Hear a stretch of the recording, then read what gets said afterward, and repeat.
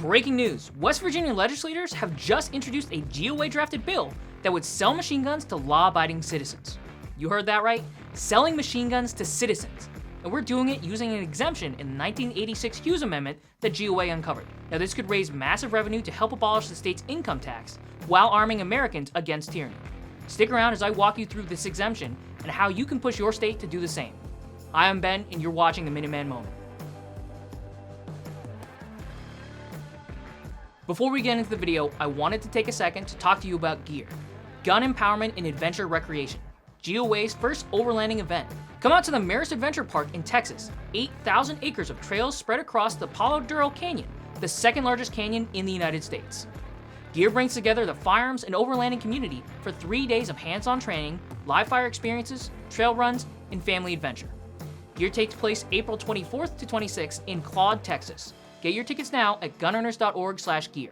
Okay, now back to the video. If you're a gun owner sick of the NFA and the ATF's tyrannical grip on our rights, listen up. We've got some breaking news.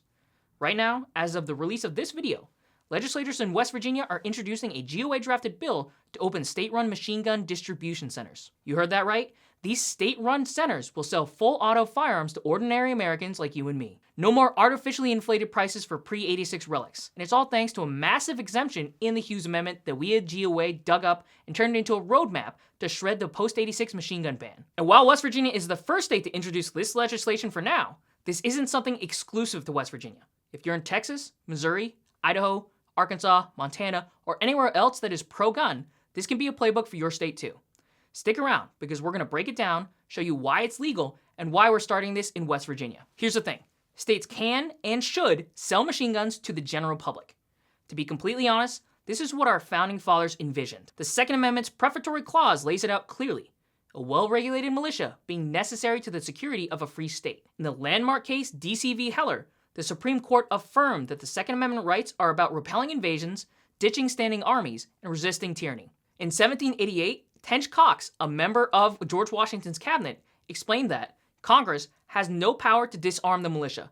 Swords and every other terrible implement of the soldier are the birthright of an American. And over a century later, Henry Campbell Black reiterated that the arms here meant, in the Second Amendment, are those of a soldier.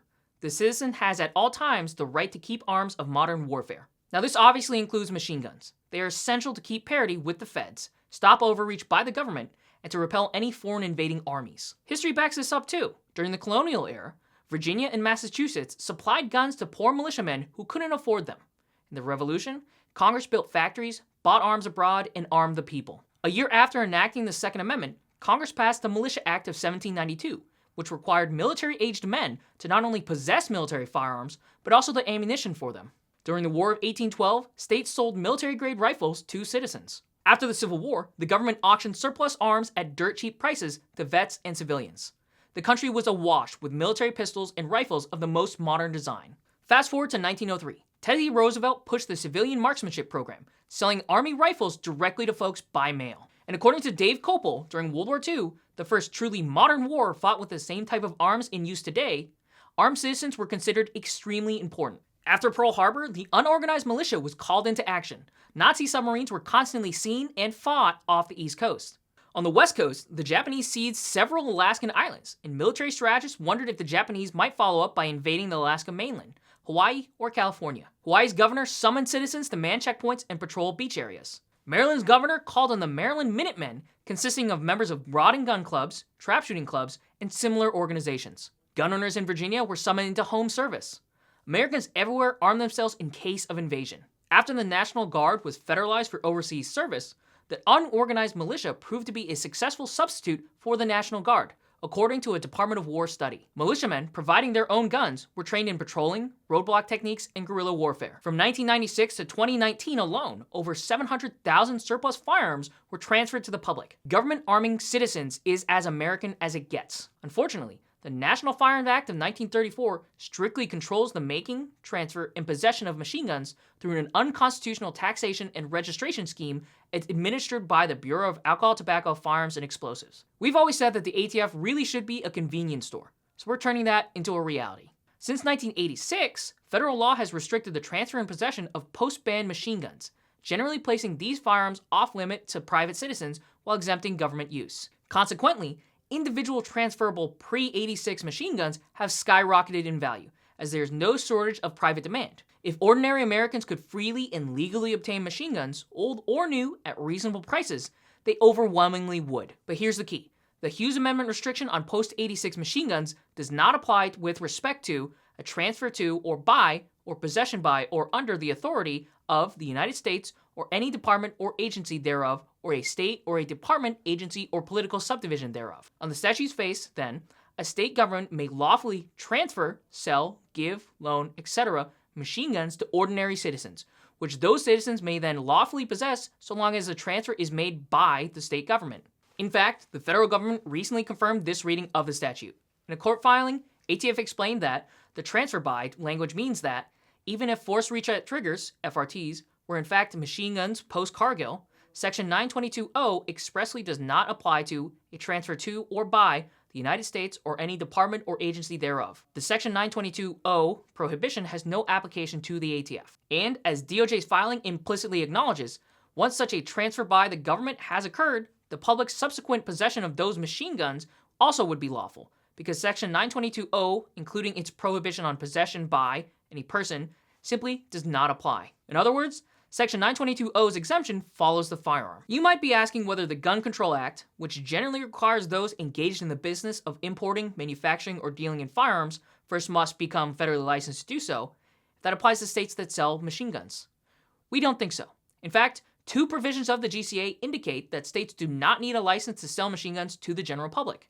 First, the GCA only prohibits any person from engaging in the business of dealing in firearms, and defines person to mean any individual, corporation, company, association, firm, partnership, society, or joint stock company. By the GCA's plain terms, states are not persons subject to licensing requirements. Second, the GCA provides that its provisions shall not apply with respect to the transportation, shipment, receipt, possession, or importation of any firearm or ammunition imported for, sold, or shipped to, or issued for the use of any state or department, agency, or political subdivision thereof. Much like Section 922O itself, this exception applies more broadly than to just a particular sale or transfer. It applies to the firearm itself forever. In other words, so long as it's a state that a machine gun is sold to, then the state's subsequent sale or transfer of that machine gun to a member of the public, a transfer by a state would fall under Section 925's government exemption, as would the recipient's subsequent possession. West Virginia's new GOA drafted bill is taking advantage of Section 922O's government transfer exemption. The state is creating a state entity tasked with purchasing machine guns for subsequent sale to qualified members of the general public.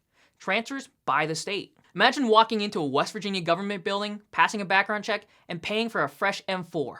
And it seriously benefits the resident of the state through taxes as well. West Virginia's been slashing state income taxes each year based on state revenue. Currently, legislators are aiming for a full repeal of the state income tax. And I think everyone watching can agree that if West Virginia passes this law, they're going to hit their goal even faster. West Virginia's income tax has already dropped about 27% since 2023. Now, our proposed machine gun sales would be tax exempt under the NFA, but the sales would rake in millions nationwide from gun owners moving to West Virginia. This is a huge victory for GOA and you, our members. We've been working to gut the NFA for decades. Last year, GOA spearheaded efforts in Congress to repeal most of the NFA's taxes. And then, we filed suit to challenge the registration requirements with our One Big Beautiful lawsuit.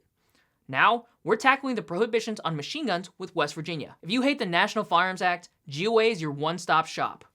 Of course, we have to give a huge thank you to the West Virginia representatives pushing this legislation. And of course, we have to give a special shout out to Senators Chris Rose and Zach Maynard for introducing this legislation. Thanks, guys. We submitted the blueprint, and boom, the bill was introduced today. But we're not done. This will be a fight, and we're going to need your help. West Virginians, you've got to support this bill and hold the Republican supermajority legislature accountable so that it passes the legislation. In addition, everyone nationwide should be paying attention right now to what's going on in West Virginia. Let's support this legislation and make sure it passes. We at GOA won't stop until the ATF's abolished and every American can own whatever they want. Now, thanks for watching. Be sure to like, comment, and subscribe.